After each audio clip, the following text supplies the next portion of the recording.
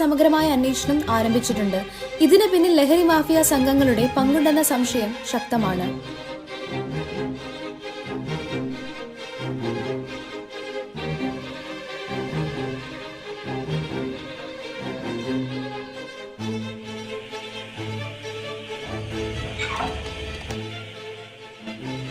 എന്തിനാ മോളെ പേടിക്കുന്നേ?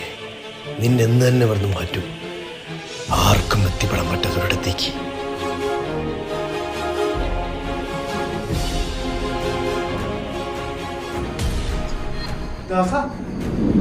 എന്താണ്